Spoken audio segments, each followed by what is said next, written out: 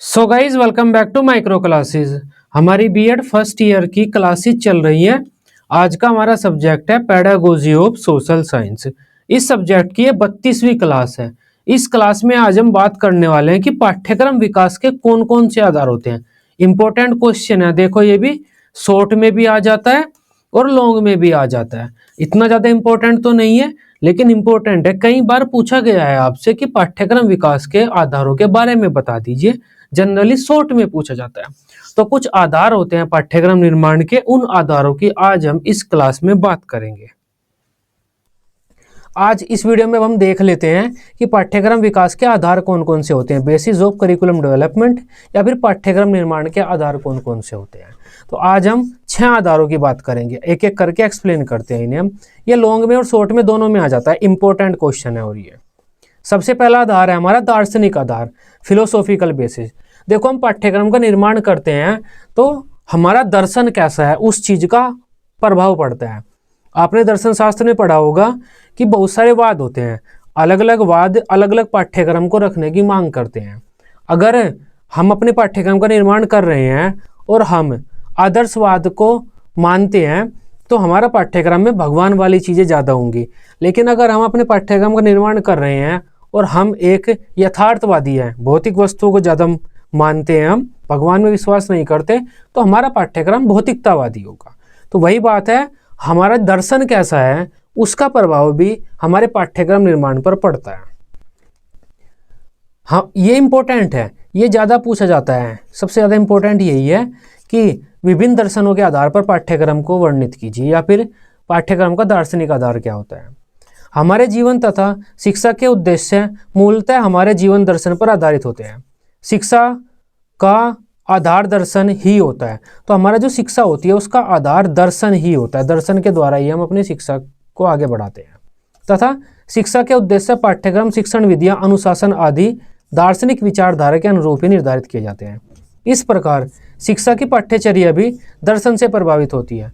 अलग अलग दर्शनों के आधार पर अलग अलग पाठ्यचर्या का विकास किया जाता है।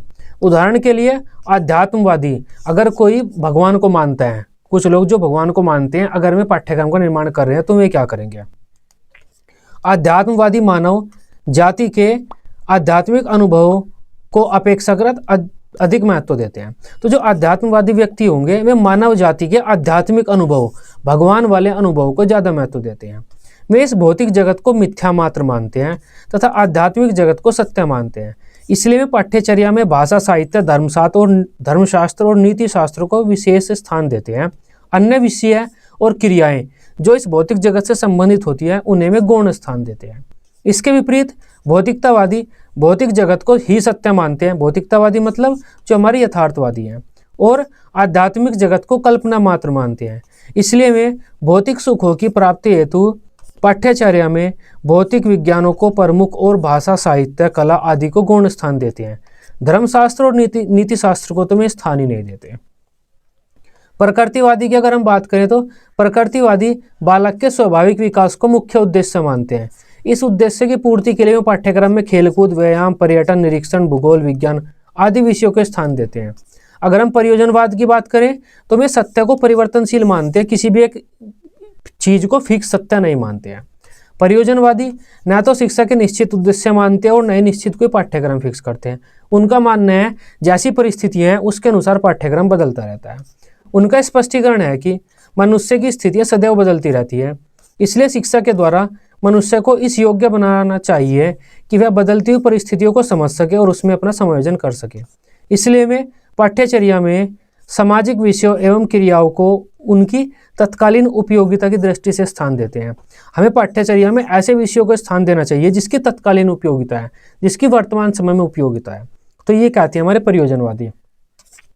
पाठ्यचर्या नियोजन के लिए इन्होंने 4 सिद्धांतों को प्रतिपादित किया है: उपयोगिता का सिद्धांत, रुचि का सिद्धांत, क्रिया एवं अनुभव का सिद्धांत एवं एकीकरण का सिद्धांत। इस प्रकार जो समाज जिस दर्शन से प्रभावित होता है उसकी पाठ्यचर्या भी उससे ही प्रभावित होती है। इस आधार पर हम कह सकते हैं कि पाठ्यचर्या निर्माण का आधार दर्शन होता है। अगर हम मानवतावादी दर्शन की बात करें तो व्यवहारिक शिक्षा पर बल देते हैं और व्यवहारिक विषयों को रखने पर बल देते हैं। तो ये हमने सभी वादों की बात कर ली यहाँ पर। अब नेक्स्ट बात कर लेते हैं हम समाजशास्त्रीय आधार या शिक्षा का सामाजिक आधार। देखो अब हमारा समाज कैसा है, सामाजिक विचारधारा कैसी है, सामाजिक हमारी सोच कैसी है, हमारी सामाजिक स्थिति कैसी है, संस्कृति कैसी है, हमारा धर्म कैसा है, हमारे समाज में कार्य का विभाजन किस प्रकार हुआ है, हमारा समाज में कार्य प्रणाली कौन क्या कर रहा है, कितने विभागों में हमारा समाज बटा हुआ है, मतभेद वगैरह होते हैं, तो हमारे समाज की स्थिति कैसी है उसका भी प्रभाव हमारे दर्शन पर पड़ता है। जैसे अगर हमारे समाज में हमारा धर्म कैसा है और संस्कृति कैसी है, उसका सीधा सीधा सा प्रभाव हमारी पाठ्यक्रम पर पड़ेगा। या हमारे समाज में स्त्रियों की स्थिति कैसी है, उसका भी सीधा सीधा सा प्रभाव हमारे पाठ्यक्रम पर पड़ेगा। अगर हमारे समाज में स्त्रियों का दमन किया जा रहा है तो हमारे पाठ्यक्रम में स्त्री शिक्षा की कोई भी व्यवस्था नहीं होगी। लेकिन अगर स्त्रियों को कंधे से कंधा मिलाकर हमारा समाज आगे बढ़ाता है तो जो पुरुषों को शिक्षा दी जा रही होगी वही शिक्षा स्त्रियों को दी जाएगी। तो इस तरह से सामाजिक सोच कैसी है, सामाजिक स्थिति कैसी है, विचारधारा, संस्कृति, मूल्य वगैरह कैसे हैं समाज के, उसका भी सीधा सीधा सा प्रभाव हमारी पाठ्यक्रम पर पड़ता है। शिक्षा की पाठ्यचर्या निश्चित करने में दर्शन के बाद समाज विशेष की संरचना, उसकी संस्कृति, उसकी धार्मिक स्थिति, राजनीतिक स्थिति आदि का प्रभाव पड़ता है। तो समाज की विभिन्न प्रकार की स्थितियां कैसी है, हमारा समाज कैसा है, उसका भी सीधा सीधा सा प्रभाव हमारी पाठ्यचर्या के निर्माण में पड़ता है। उदाहरण के लिए जिस समाज में पुरुष और स्त्रियों का कार्य क्षेत्र अलग अलग होता है तो उनकी शिक्षा में स्त्रियों के लिए पाठ्यचर्या अलग होगी और पुरुषों के लिए पाठ्यचर्या अलग होगी। और जिन समाज में पुरुषों और स्त्रियों में कोई भी भेदभाव नहीं होता तो उन दोनों के लिए एक समान पाठ्यचर्या होगी। समाज की संस्कृति तो उसकी शिक्षा का मूल आधार होती है। हर समाज की अपना रहन सहन, खान पान की विधियाँ होती हैं, उनके अपने रीति रिवाज होते हैं, भाषा साहित्य होता है, कला कौशल होता है, संगीत नृत्य होता है, धर्म दर्शन होता है, आदर्श होते हैं, विश्वास होते हैं और अपने मूल्य होते हैं। इसी को समाज की संस्कृति कहते हैं। तो संस्कृति आपसे पूछा है कोई संस्कृति क्या होता है, तो यहाँ से हमारी संस्कृति शुरू होती है। यहाँ पर हमारा रहन सहन, खान पान, सोच विचार, हमारे मूल्य, आदर्श, धर्म, सब कुछ हमारा संस्कृति में आ जाता है। इसी को समाज की संस्कृति कहते हैं। प्रत्येक समाज अपनी संस्कृति की रक्षा के लिए शिक्षा का ही सहारा लेता है और अपनी शिक्षा की पाठ्यचर्या में अपनी सांस्कृतिक उपलब्धियों का समावेश करता है। प्रत्येक समाज अपनी संस्कृति के द्वारा अपनी संस्कृति का संरक्षण करता है और उसका प्रचार प्रसार करता है। समाज की संस्कृति की तरह ही उसकी धार्मिक स्थिति भी उसकी शिक्षा की पाठ्यचर्या को प्रभावित करती है। तो हमारी संस्कृति, धार्मिक स्थिति, राजनीतिक स्थिति कैसी है, उसका भी सीधा सीधा सा प्रभाव हमारी पाठ्यचर्या पर पड़ता है। नेक्स्ट है हमारा राजनीतिक आधार, पॉलिटिकल बेसिस। तो देखो हमारी राजनीतिक स्थिति कैसी है, उसका भी सीधा सीधा सा प्रभाव हमारी पाठ्यचर्या पर पड़ेगा। अगर हमारे यहाँ राजतंत्र है तो राजा अपनी अनुसार शिक्षा की व्यवस्था करेगा, खुद को बड़ा दिखाएगा। लेकिन अगर हमारे यहाँ लोकतंत्र है, जनतंत्र है, तो हम लोगों के क्या अधिकार हैं, लोगों के में क्या कार्य कर सकते हैं, उनके क्या अधिकार हैं, उनके क्या कर्तव्य हैं, तो हम उसकी शिक्षा देंगे बच्चों को। तो इस प्रकार जैसा हमारे यहाँ राजतंत्र जैसा चलता है, राजनीतिक स्थिति जैसी चलती है, उसका भी सीधा सीधा सा प्रभाव हमारी पाठ्यचर्या पर पड़ता है। वर्तमान में किसी भी देश की शिक्षा व्यवस्था करना उसके राज्य का उत्तरदायित्व माना जाता है। तब उसके उद्देश्य एवं पाठ्यचर्या राज्य द्वारा प्रभावित होना स्वाभाविक है। उदाहरण के लिए साम्यवादी समाजों की शिक्षा की पाठ्यचर्या की अपेक्षा लोकतंत्रीय समाजों की शिक्षा की पाठ्यचर्या अधिक विस्तृत व लचीली होती है। शिक्षा के द्वारा ही छात्रों को देश की शासन प्रणाली की जानकारी दी जाती है, उनके अधिकारों और कर्तव्य से परिचित कराया जाता है। इस प्रकार जिस देश की शासन व्यवस्था जैसी होगी उसकी शिक्षा भी वैसी होगी। आर्थिक आधार, अब देखो जिस देश की आर्थिक स्थिति जैसी होगी वैसी उसकी शिक्षा भी होगी। अगर कोई डेवलप नेशन है तो उसकी शिक्षा व्यवस्था एक डेवलपिंग नेशन से बिल्कुल अलग होगी।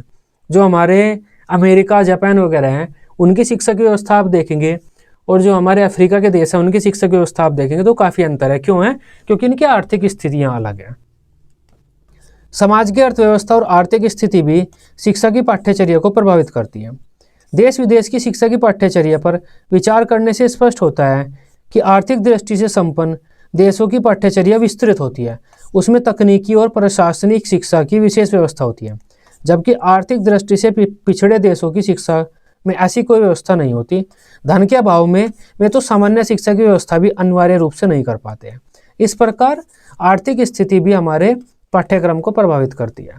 नेक्स्ट है हमारा वैज्ञानिक आधार। अब देखो हमारे देश में किस प्रकार के वैज्ञानिक हुए हैं या हम बच्चों को कितना वैज्ञानिक ज्ञान कराना चाहते हैं, किस प्रकार वैज्ञानिक सिद्धांतों की जानकारी देना चाहते हैं, तो उसका भी प्रभाव हमारी शिक्षा पर पड़ता है। आज विज्ञान का युग है। मनुष्य का पूरा जीवन विज्ञान से प्रभावित है। उसके प्रत्येक कार्य में विज्ञान की दखल है। विज्ञान ने हमें अनेक नियम व सिद्धांत दिए हैं और बहुत से उपकरणों का निर्माण किया है जिनसे हमारा जीवन आसान बन चुका और प्रभावित हुआ है। इन सब की जानकारी भी शिक्षा के द्वारा दी जाती है। अगर हम इन सब की जानकारी देते हैं तो हमारा सिलेबस बदल जाएगा, अगर नहीं देते हैं तो हमारा सिलेबस सिंपल रहेगा। विज्ञान ने उसको कम श्रम से अधिक उत्पादन करने में समर्थ किया। ये हमें होगा। विज्ञान ने हमें कम श्रम से अधिक उत्पादन करने में समर्थ किया है। विज्ञान ने हमें निरीक्षण, परीक्षण और प्रयोग की विद्या दी है। आज हम बिना प्रयोग की कसौटी पर कसे किसी भी तथ्य को सत्य नहीं मानते।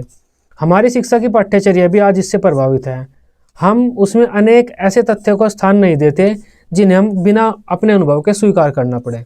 इस तरह आज विज्ञान भी पाठ्यचर्या निर्माण को प्रभावित करता है। मनोवैज्ञानिक आधार। अब देखो, मनोवैज्ञानिक आधार भी इम्पोर्टेंट है। आपने मनोविज्ञान पढ़ा है और मनोविज्ञान किस प्रकार हमारी पाठ्यचर्या को प्रभावित करता है। मनोविज्ञान क्या करता है? हमारा अध्ययन करता है, हमारे व्यवहार का अध्ययन करता है, हमारी क्रियाओं का अध्ययन करता है। और मनोविज्ञान हमें बताता है कि किस बालक को किस प्रकार ज्ञान देना चाहिए, किस आयु की और किस स्तर के बालक को हमें किस किस प्रकरण का ज्ञान देना चाहिए, किस कक्षा के बालक को कौन कौन से प्रकरण सिखाने चाहिए और किस प्रकार सिखाने चाहिए।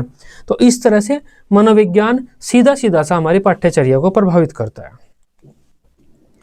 शिक्षा के किस उद्देश्य की प्राप्ति के लिए किन विषयों का और किन क्रियाओं का प्रशिक्षण आवश्यक है, यह न तो दर्शनवादी बताते, दर्शनशास्त्री और न ही समाजशास्त्री बताते। किस स्तर के बच्चे किस ज्ञान को किस सीमा तक ग्रहण कर सकेंगे, यह मनोवैज्ञानिक ही बता सकते हैं। मनोविज्ञान में बच्चों के शारीरिक, मानसिक और सामाजिक विकास का अध्ययन किया जाता है। इस अध्ययन के अभाव में हम यह निश्चित नहीं कर सकते कि किस स्तर के बच्चों को क्या सिखाया जा सकता है। मनोविज्ञान ने यह भी बताया है कि बच्चे वह सब शीघ्रता से सीखते हैं जिसमें उनकी रुचि होती है और जिसको सीखने की उनमें शारीरिक व मानसिक अक्षमता होती है। वर्तमान में शिक्षा के किसी भी स्तर की पाठ्यचर्या का निर्माण करते समय उस स्तर के बच्चों की रुचि, रुझान और योग्यता को ध्यान में रखा जाता है और इसके लिए मनोविज्ञान का ज्ञान होना अति आवश्यक है। बिना मनोविज्ञान के स्पष्ट ज्ञान के हम सैद्धांतिक बात चाहे जितनी भी कर लें, लेकिन उचित पाठ्यक्रम का निर्माण नहीं कर सकते बिना मनोविज्ञान के ज्ञान के। आज मनोविज्ञान शिक्षा की पाठ्यचर्या का मुख्य आधार है। तो ये आज की हमारी क्लास थी, हमारे पाठ्यक्रम निर्माण के आधार, इम्पोर्टेंट क्लास थी। आई होप इस टॉपिक को अब आप समझ पाए होंगे। वीडियो अच्छी लगी हो, आप इसे अपने बीएड ग्रुप में दोस्तों के साथ शेयर कर सकते हैं। बीएड की सभी सब्जेक्ट की डेली रेगुलर क्लासेस लेने के लिए आप इस चैनल को सब्सक्राइब कर सकते हैं। Till then, bye bye, take care.